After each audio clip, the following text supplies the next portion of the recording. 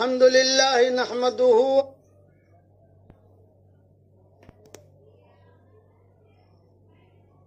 ونستعينه ونستغفره ونؤمن به ونتوكل عليه ونعوذ بالله من شرور أنفسنا ومن سيئات أعمالنا من يهده الله فلا مضل له ومن يضلله فلا هادي له ونشهد أن لا إله إلا الله وحده لا شريك له ونشهد أن سيدنا ومولانا محمدا عبده ورسوله صلى الله عليه وعلى آله وأصحابه وبارك وسلم تسليما كثيرا كثيرا أما بعد فأعوذ بالله من الشيطان الرجيم بسم الله الرحمن الرحيم قل هو الله أحد الله الصمد لم يلد ولم يولد ولم يكن له كفوا أحد صدق اللہ العظیم۔ قابل احترام مائیں، بہنیں، بیٹیاں، بہوئیں، بچیاں، ہمارے ساتھی، ہمارے دوست، ہمارے برادران وطن کے ہمارے ساتھی، ہمارے بھائی، اور دنیا بھر میں جہاں جہاں بھی یہ آواز سنی جا رہی ہے، ان سب سے میں درخواست کرتا ہوں۔ نمبر 1، میرا مضمون چل رہا تھا حضرت محمد صلی اللہ علیہ وسلم کی سیرت کا، اور میں یہاں تک پہنچا تھا کہ حضرت خدیجہ رضی اللہ تعالیٰ عنہا سے شادی ہو گئی حضور صلی اللہ علیہ وسلم کی، اور حضرت خدیجہ نے ہدیہ بھی دیا، زید ابن حارثہ غلام، اور حضور صلی اللہ علیہ وسلم نے بھی حضرت خدیجہ رضی اللہ تعالیٰ عنہا کو ہدیہ دیا۔ اب وہ کیا ہدیہ دیا، یہ مستقل اس کی کچھ تفصیل ہے، اس لیے میں اسی پر اپنا یہ مضمون یعنی روک دیتا ہوں، کیونکہ صرف ہمارے پاس اب 2 راتیں ہیں، آج کی رات ہے اور کل انشاءاللہ ہمارا قرآن شریف ختم ہوگا، جہاں ہم قرآن سنا رہے ہیں بچے، تو وہاں کل انشاءاللہ ختم قرآن کی دعا ہوگی انشاءاللہ۔ تو کچھ نصیحت کی باتیں جو اہم کرنی ہیں وہ رہ گئی ہیں، وہ میں عرض کر دوں۔ پھر عید کے بعد اگر یہ مشورے میں طے ہو گیا انشاءاللہ کہ بھی یہی مضمون چلانا ہے تو چلائیں گے، ورنہ جو ہے اللہ نے زندگی دی تو آئندہ سال سے انشاءاللہ کہ حضرت محمد صلی اللہ علیہ وسلم نے کیا ہدیہ دیا وہ مضمون شروع کریں گے۔ کیوں کہ عید کے بعد خیر یہ لوگ گھروں میں ہیں، اس میں تو کوئی شک نہیں ہے، لیکن وہ رمضان جیسا ماحول نہیں رہتا ہے، یہ ہے، پھر اس میں پابندی بھی ہو جاتی ہے، اس لیے انشاءاللہ جو بھی خیر ہوگا اللہ مقدر کریں گے۔ اب سب سے پہلے میں آج آپ کو ایک بہت بڑا اور زبردست ہدیہ دے رہا ہوں۔ اس ہدیے کا نام ہے جاندار، شاندار، مالدار، یہ اس ہدیے کا نام ہے۔ آپ کرو گے تو انشاءاللہ بہت فائدہ ہوگا، اور بہت فائدہ ہوا ہے، لوگوں کو بہت فائدہ ہوا ہے۔ اس میں میری باتیں صرف دھیان سے سنیں، اللہ تعالیٰ اگر ہمت دے اور اللہ طاقت دے تو میری اپنی رائے یہ ہے، یہ میری طرف سے خاص آپ کو ہدیہ ہے کہ زندگی میں ایک مرتبہ ہمت کر کے قرآن شریف کے حروف کی تعداد کے برابر سورہ اخلاص کا وظیفہ کر کے اپنے لیے رکھ لیجئے۔ قرآن شریف کے کتنے حروف ہیں؟ بعض علماء نے لکھا ہے 3,40,000، بعض نے لکھا ہے 3,60,000، الگ الگ لوگوں نے لکھا ہے، تو کوئی 4 لاکھ لکھتا ہے۔ خیر چلو میں راؤنڈ فگر پکڑ لیتا ہوں 5 لاکھ مرتبہ، کوئی فرق نہیں پڑتا۔ اپنی زندگی میں 5 لاکھ مرتبہ چاہے سال میں پورا کرو چاہے 2 سال میں پورا کرو، چاہے 3 سال میں پورا کرو، چاہے 5 سال میں پورا کرو، کہ 5 لاکھ یا 10 سال میں پورا کرو، 5 لاکھ مرتبہ سورہ اخلاص پڑھ کر اپنے لیے رکھ لو، انشاءاللہ بہت فائدہ ہوگا۔ یہ آج میں آپ کو دے رہا ہوں، یہ ہدیہ شب جمعہ اور حرم شریف کی طاق رات میں دے رہا ہوں۔ آج حرم شریف میں، حرمین شریفین میں طاق رات ہے، اور شب جمعہ تو ہے ہی سب جگہ الحمدللہ، اس میں آپ کو ہدیہ دے رہا ہوں، اس لیے یہ میرا ہدیہ قبول فرمائیے۔ ہر مرتبہ بسم اللہ الرحمن الرحیم پڑھنا ضروری نہیں ہے، آپ ایک مرتبہ بسم اللہ الرحمن الرحیم پڑھ لیجئے۔ جب کھانا ہم شروع کرتے ہیں تو ہر لقمے پر بسم اللہ الرحمن الرحیم نہیں پڑھتے، پہلی مرتبہ بسم اللہ الرحمن الرحیم پڑھتے ہیں، اور اگر ہر لقمے پر بسم اللہ الرحمن الرحیم پڑھیں گے تو کھائیں گے کیا؟ اس لیے آپ جب بھی شروع کریں اپنا مزاج بنا لو کہ بھی فرض نماز کے بعد 10 مرتبہ پڑھنا ہے، تو یہ تو صحیح حدیثوں میں آتا ہے کہ ہر فرض نماز کے بعد، سنتوں کے بعد اگر کوئی 10 مرتبہ سورہ اخلاص پڑھنے کی عادت ڈال دے تو حشر کے میدان میں اسے کہہ دیا جائے گا کہ جنت کے 8 دروازے ہیں، جون سے دروازے چاہے تو داخل ہو جا، اور جنت میں بہت لڑکیاں ہیں، جون سے لڑکی سے چاہے شادی کر لے۔ اس کے سارے حوالے میں نے میری کتاب بکھرے موتی مومن کا ہتھیار وغیرہ میں لکھ دیے ہیں۔ تو یہ تو صحیح حدیثیں ہیں، اس میں تو کوئی شک ہے ہی نہیں۔ اور اگر جب 5 نمازوں کے بعد پڑھیں گے تو سیدھا یہ 50 مرتبہ تو ہو گیا۔ ہمت کر کے 10 کے بجائے 20 پڑھ لو تو 100 مرتبہ ہو گیا۔ یعنی کچھ بھی اپنا نظام بناؤ، میرا کہنے کا مطلب یہ، میں اس بڑھاپے میں بھی روزانہ تقریباً 1500-2000 مرتبہ سورہ اخلاص پڑھ لیتا ہوں۔ حالانکہ جو میرا بڑھاپا ہے، جو میری کمزوری ہے، جو بھی ہے، روزانہ میں ٹہلتا رہتا ہوں اور پڑھتا رہتا ہوں۔ اس کے فائدے بہت ہیں۔ اصل میں یہ ہے کہ سورہ اخلاص اللہ تعالیٰ کو بھی بہت پسند۔ سورہ اخلاص کا مطلب قل هو اللہ احد اللہ الصمد لم یلد ولم یولد ولم یکن له کفوا احد، یہ سورت، اور بہت آسان ہے، کوئی مشکل نہیں ہے۔ اور آج کل تو لاک ڈاؤن لگا ہوا ہے اور گھر میں ہی ہو تو ماشاءاللہ کافی نکل جائے گا، کافی پڑھ لو گے آپ انشاءاللہ۔ اب روزانہ کا 500 مرتبہ کا معمول بنا لو، 1000 مرتبہ کا معمول بنا لو، جو بھی بناؤ، کوٹا وہ پورا کرو انشاءاللہ۔ یہ تو ٹاپ ہے، یہ اسے ٹاپ کہتے ہیں۔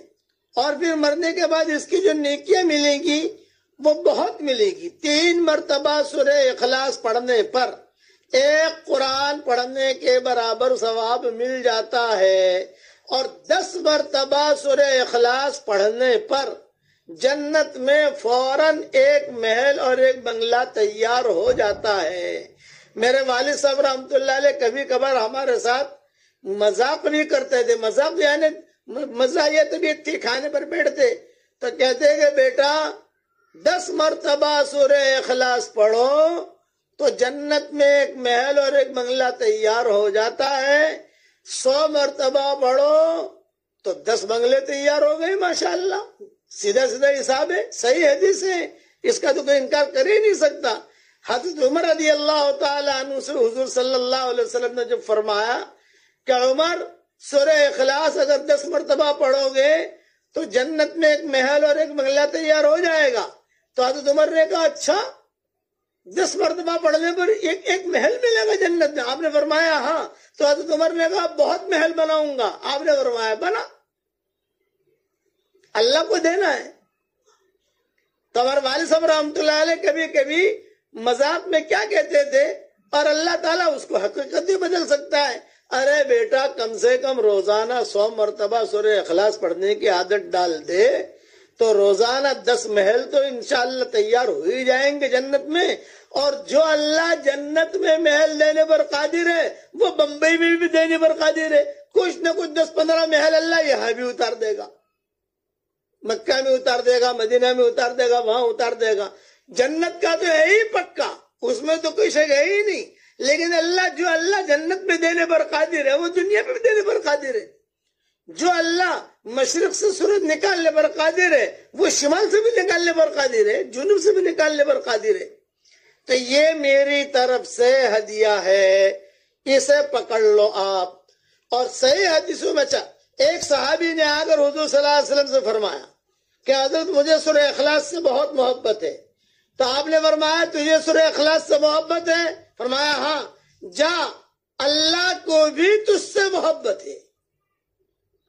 سلف صالحین کا معمول تھا، اپنے گھروں میں تختیاں لگا دیتے تھے اور کہتے تھے سورہ اخلاص سے دوستی کر لو، بہت فائدے کی چیز ہے. اور فقہاء اور علماء میں نے اس کا نام ہی رکھا ہے جاندار شاندار مالدار وظیفہ. جاندار شاندار مالدار ہدیہ، یہ میری طرف سے 5 لاکھ مرتبہ کی نیت کرو، پڑھنا شروع کرو، پڑھنا شروع کرو، پڑھنا شروع کرو.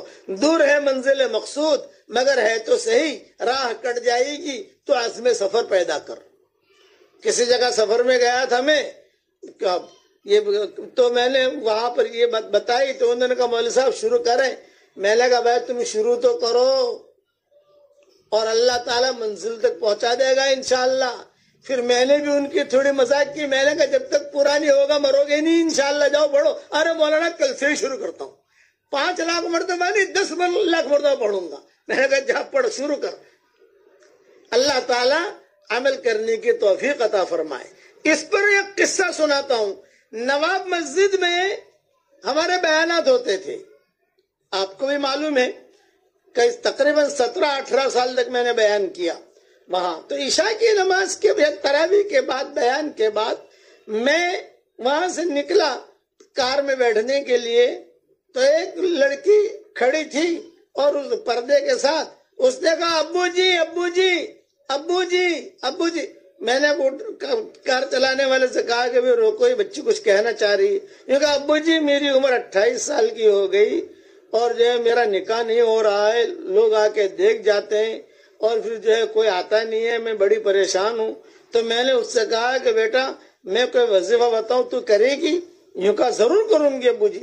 یہ کہا میں نے کہا روزانہ 100 مرتبہ سورہ اخلاص پڑھ اور اپنا رزق اللہ سے مانگ، مایوس مت ہو. روزانہ 100 مرتبہ سورہ اخلاص پڑھنے کی عادت ڈال دے. اسی نے پوچھا ہر مرتبہ بسم اللہ پڑھو؟ میں نے کہا بیٹا ہر مرتبہ ضروری نہیں ہے، ایک مرتبہ پڑھ لو اور ایک ساتھ ایک مجلس میں نہیں پڑھ سکتے، کوئی رچ کی بات نہیں. 10 جو ہے صبح 9 بجے 10 مرتبہ صبح 9 بجے پڑھ لیا، 10 مرتبہ 11 بجے پڑھ لیا، روٹی بناتے بناتے پڑھ لیا، چائے بناتے بناتے پڑھ لیا، پانی بھرتے بھرتے پڑھ لیا. بس 100 کا کوٹا پورا کرو، 100 کے اوپر بھی جائے گا کوئی حرج نہیں ہے. اور اللہ تعالیٰ سے تیرا رزق مانگ کہ اللہ میرا رزق اتار، انشاءاللہ اللہ تعالیٰ تجھے نیک صالح اچھا شوہر دے گا. اس نے کہا میں انشاءاللہ شروع کرتی ہوں. اب گاڑی تھوڑی سی میری آگے بڑھی تو میری جیب میں تسبیح تھی.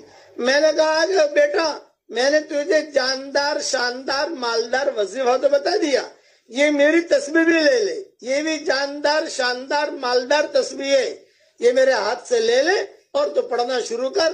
اللہ تعالیٰ تجھے خوشیاں دکھائے گا اور اللہ تیری گود کو چمن بنا دے گا. یہ کہہ کر میں چل دیا.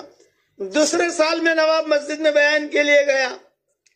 پھر جو ہے وہاں باہر نکلا، کار میں بیٹھنے لگا تو ایک لڑکی کھڑی ہے، میری تصویر لے کر مجھے دکھا رہی ہے اور ایک بچہ اس کے ہاتھ میں.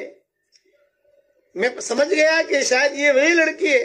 تو اس نے کہا ابو جی آپ کی جاندار شاندار مالدار تصویر اور جو آپ نے جاندار شاندار مالدار وظیفہ دیا تھا وہ میں نے کیا. الحمدللہ اللہ تعالیٰ نے مجھے بہت اچھا شوہر دیا اور اللہ تعالیٰ نے مجھے بہت مال دیا اور اللہ نے مجھے بیٹا بھی دیا.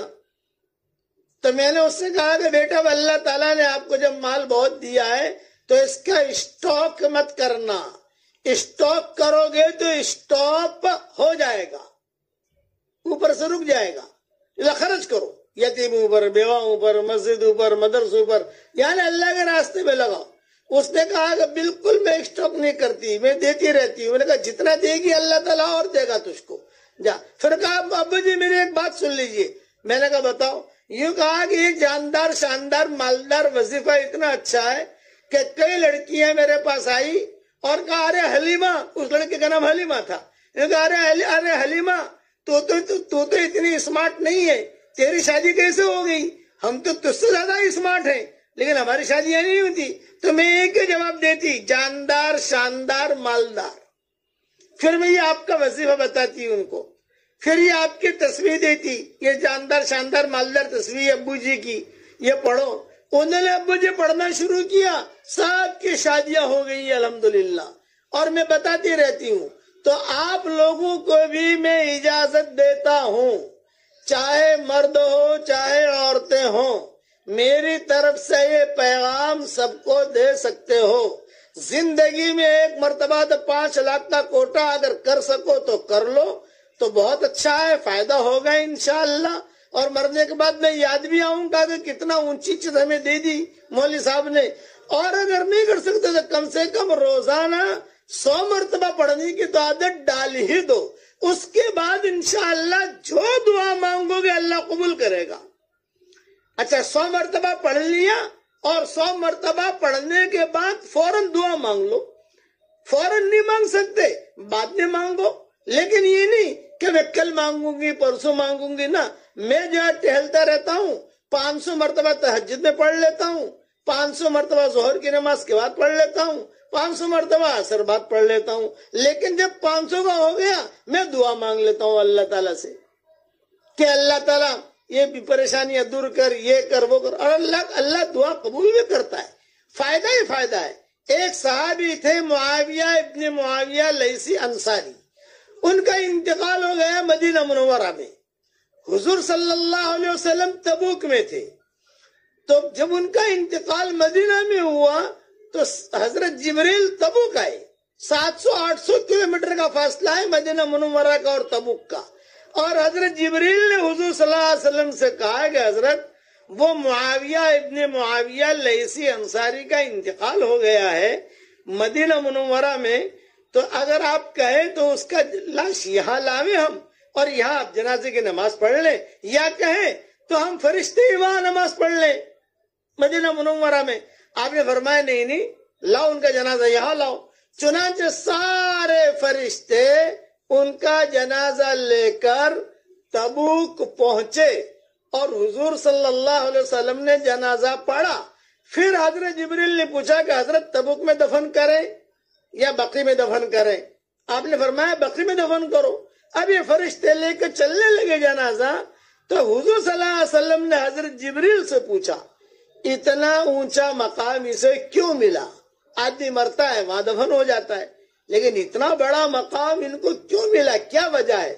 تو حضرت جبریل نے کہا حضرت یہ اسے اتنا بڑا جو مقام ملا ہے اس کی وجہ یہ ہے کہ یہ سورہ اخلاص بہت پڑھتا تھا۔ یہ فضیلت اس کی بہت بڑی، یہ میں نے اس کے حوالے سارے میری کتابوں میں لکھے ہیں۔ اسی لیے بعض صحابہ تو ایسے تھے ہر رکعت میں سورہ اخلاص پڑھتے تھے۔ کئی قصے آتے ہیں، بلکہ میری تحقیق اپنی تحقیق یہ ہو سکتا ہے میری تحقیق میں غلط بھی ہو سکتا ہوں، لیکن میں نے کہ جتنی فضیلتیں سورہ اخلاص کے بارے میں صحیح حدیثوں میں آئی ہے اتنے شاید کسی آیت کی نہیں آئی، کسی صورت کی نہیں آئی، جتنا حضور صلی اللہ علیہ وسلم الگ الگ الگ الگ الگ الگ حدیث ہے۔ جب میں نے حدیثیں دیکھنا شروع کی تو کسی نے کچھ لکھا ہے، کسی نے کچھ لکھا ہے، کسی نے کچھ لکھا ہے، کسی نے کچھ لکھا ہے، بہت فضیلتیں بیان کی۔ حضرت ابو ذر غفاری بیٹھے ہوئے تھے حضور صلی اللہ علیہ وسلم کے پاس، اور حضرت جبریل آئے اور جبریل نے آ کر کہا احاذا ابا ذر یا رسول اللہ، کیا یہ ابو ذر ہے؟ آپ نے فرمایا ہاں ابو ذر ہے۔ تو آپ نے پوچھا تو ابو ذر کو کیسے پہچانتے ہو؟ تو حضرت جبریل نے کہا مدینہ والے ابو ذر کو اتنا نہیں پہچانتے جتنا ہم آسمان والے پہچانتے ہیں، یہ جبریل نے کہا۔ آپ نے پوچھا کیوں؟ یہ فرمایا اس میں 2 عادتیں ہیں، ایک تو یہ کہ یہ سورہ اخلاص بہت پڑھتا ہے، اور دوسرا یہ کہ اس کے اخلاق اچھے ہیں۔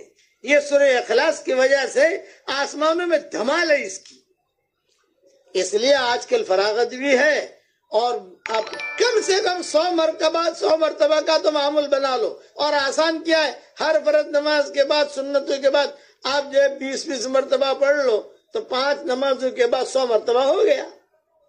بہت فائدہ ہوگا.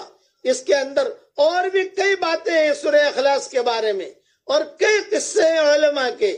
اب امام ابن تیمیہ رحمت اللہ علیہ کہتے تھے مجھے جو کچھ بھی ملا ہے سورہ فاتحہ اور سورہ اخلاص سے ملا ہے، میں اس کی پابندی کرتا تھا. یہ علامہ ابن تیمیہ لکھتے ہیں اپنی کتابوں میں کہ مجھے جو کچھ بھی ملا ہے، میں جو کچھ بنا ہوں. بہت بڑے عالم گزرے ہیں علامہ ابن تیمیہ رحمت اللہ علیہ، اور بہت بڑے بڑے ان کے فتاوی ہیں. حرم شریف میں ان کے فتووں کو باقاعدہ جمعہ کے خطبوں میں ان کا نام لے کر بیان کرتے ہیں ائمہ. قال ابن تیمیہ، قال شیخ الاسلام ان کا لقب رکھا ہے انہوں نے، شیخ الاسلام. قال ابن تیمیہ اور ابن قیم یہ ان کے شاگرد تھے. ابن تیمیہ جو ہے وہ استاد تھے اور ابن قیم ان کے شاگرد تھے. تو اپنے شاگردوں کو کہا کرتے تھے کہ مجھے جو کچھ ملا ہے سورہ فاتحہ اور سورہ اخلاص سے ملا ہے. بس اس لیے آج کا یہ میرا ہدیہ ہے. حالانکہ آج مجھے بیان کرنا تھا حضرت فاطمہ کا نکاح. آج کل لوگ جو ہے بچیوں کی شادیاں کرتے ہیں، پوچھتے نہیں. آج کل جو لڑکوں کی شادیاں کرتے ہیں، پوچھتے نہیں. تو مجھے یہ ثابت کرنا تھا کہ یہ نہ پوچھنا یہ غلط ہے، پوچھنا چاہیے. حضور صلی اللہ علیہ وسلم نے حضرت فاطمہ کے بارے میں جو ان کی منگنی کی تو سب سے پہلے تو روایتوں میں آتا ہے کہ حضرت ابو بکر نے اپنا مانگا ڈالا. صدیق اکبر آئے، پتا چلا کہ فاطمہ جوان ہو گئی ہے تو صدیق اکبر نے آ کر کہا کہ حضرت اگر آپ مناسب سمجھیں تو مجھے دے دے فاطمہ. حضور صلی اللہ علیہ وسلم خاموش رہے.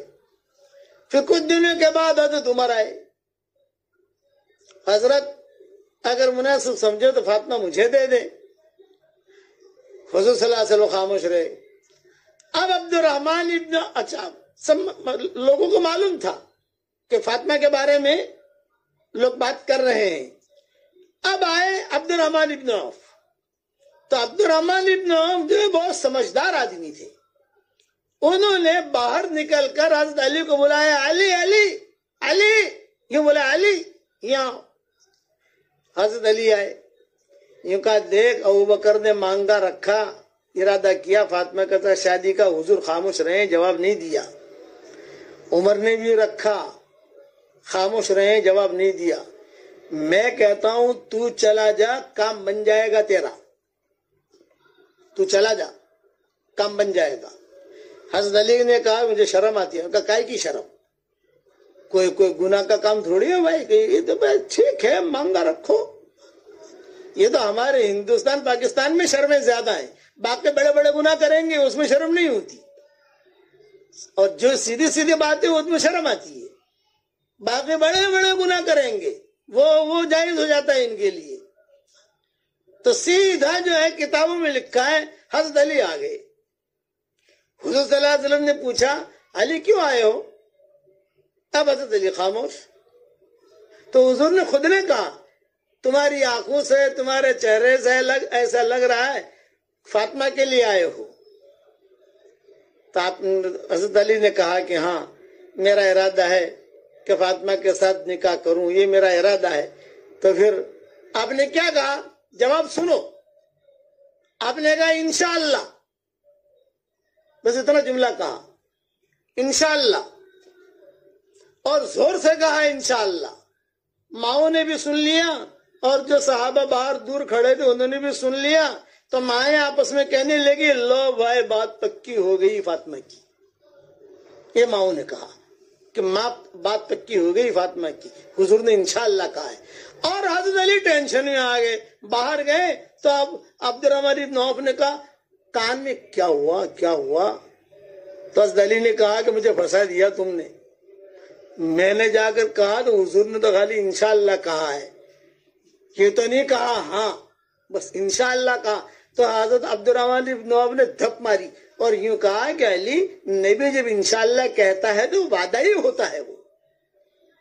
اب حضور نے انشاءاللہ کیوں کہا یہ سنو. مضمون تو لمبا ہے لیکن میں سمجھا دوں مختصر آپ کو. سیدھے حضور صلی اللہ علیہ وسلم حضرت فاطمہ کے پاس گئے. اور کہا بیٹا تیرے بارے میں ایسی ایسی باتیں آئی تھی، علی بھی بات لائے تھے، تو تمہارے حالانکہ آسمانوں سے خبر آ گئی ہے، یہ بھی ہے روایتوں میں، جبریل نے کہا کہ علی کے ساتھ کر دو، ساری روایتیں ملتی ہیں، لیکن حضور حضرت فاطمہ کے پاس گئے اور حضرت فاطمہ کے پاس جا کر کہا بیٹا تیرے بارے میں بات آئی ہے، اب بتاؤ تمہاری کیا رائے ہے، پوچھا، یہ نہیں کہ جس کے ہاتھ میں بھی ہاتھ دے دو بیٹی کا، یہ نہیں۔ ایک بہت خوبصورت بیچاری لڑکی آئی، کہا مولوی صاحب میں جو ہے ڈاکٹر نہیں ہوں، بڑا اتنا اللہ نے مجھے اتنا مال دیا ہے، یہ میرے پاس یعنی ڈگری ہے یہ، اور میرے ماں باپ نے میرا ہاتھ شرابی کے ہاتھ میں پکڑا دیا، تو مجھے ڈاکٹر نہیں کیوں بنایا تھا تم نے؟ مجھے پوچھا بھی نہیں، کرنی پڑے گی شادی، نہیں کرے گی تو ناک کٹے گی، گھر میں بیٹھی رہے، 50 سال کی لڑکیاں ہو جاتی ہیں، وہ جو ہے شادیاں نہیں ہوتی، یہ نخروں کی وجہ سے۔ حضور صلی اللہ علیہ وسلم خود تشریف لے گئے فاطمہ کے پاس، حالانکہ آسمانوں سے خبر آ گئی ہے سب، لیکن پوچھا بیٹا تمہاری کیا رائے ہے؟ حضرت فاطمہ نے کہا کہ حضرت ابو میں تیار ہوں۔ بہت اچھا، اب حضور صلی اللہ علیہ وسلم نے سارا شادی کا نظام چلایا، یہ لمبا نظام، خود حضور صلی اللہ علیہ وسلم نے شہد کا شربت بنوایا، خود حضور نے شہد کا شربت بنوایا۔ رخصتی تو کئی روایتیں ملتی ہیں، بعض روایتوں میں آتا ہے کہ جلدی رخصتی ہو گئی، بعض روایتوں میں کہ 6 مہینے کے بعد ہوئی، اور لیکن صحیح روایت یہ ہے کہ سلمان فارسی یہ آئے حضرت ام سلمہ کے پاس، اور ام سلمہ سے کہا کہ اب نکاح تو ہو ہی گیا ہے ان کا، فاطمہ کا اور علی کا، تو رخصتی کی کچھ تدبیر کرنی چاہیے۔ یہ حضرت سلمان فارسی نے بات چھیڑی، چنانچہ حضرت ام سلمہ نے کہا کہ میری باری کی جو رات ہوگی اس رات میں حضور صلی اللہ علیہ وسلم کے کان میں ڈالوں گی۔ چنانچہ ام سلمہ نے حضور صلی اللہ علیہ وسلم کے بعد آپ نے فرمایا ہاں اب تو ہونا ہی چاہیے، چلو بلاؤ علی کو، چلو بلاؤ فلاں کو، چلو بلاؤ فلاں کو، چلو بلاؤ فلاں کو، اور پھر رخصتی کی اور ساری تدبیریں جو تھی وہ کی۔ میں نے قصہ تو بہت لمبا ہے، لیکن میں نے کیا کہا کہ پوچھنا چاہیے، چاہے لڑکا ہو چاہے لڑکی ہو، یہ نہیں کہ جیسا آج کہا گا تجھے کرنا۔ آج کل ہم کو ہماری عزت کی بہت بڑی ہوتی ہے، لوگ کیا کہتے ہیں، ارے وہ لوگ کیا کہیں گے، ارے لوگ کیا کہیں گے، جو شریعت ہے وہ شریعت ہے، جو شریعت ہے وہ شریعت ہے۔ ایک صحابیہ تھی، حضور صلی اللہ علیہ وسلم نے خود نے کہا بھی فلاں کے ساتھ نکاح کر لو، تو صحابیہ نے کہا کہ حضرت یہ بتائیے آپ کا حکم ہے کیا، آپ کی رائے ہے؟ نہیں فرمایا کہ نہیں میرا حکم نہیں ہے، میں ایسے بچوں حکم نہیں کر سکتا، رائے دیتا ہوں۔ تو صحابی نے کہا کہ حضرت ایسا ہے کہ میرا ان کے ساتھ نہیں نبھے گا، میں نہیں چاہتی، ان کے ساتھ میرا نہیں نبھے گا۔ حکم ہوتا تو میں آپ کا حکم تو سر آنکھوں برات جس کے ساتھ مجھے جوڑ دیتے، لیکن رائے ہے تو حضرت میں میری طبیعت سمجھتی ہوں، اس لیے ان چیزوں کا خیال رکھو۔ اور آج کا میرا ہدیہ سورہ اخلاص کا، اسے پلے باندھ لو، اللہ تعالی ہمیں عمل کرنے کی توفیق عطا فرمائے۔ اب مفتی صاحب سے کچھ سن لو۔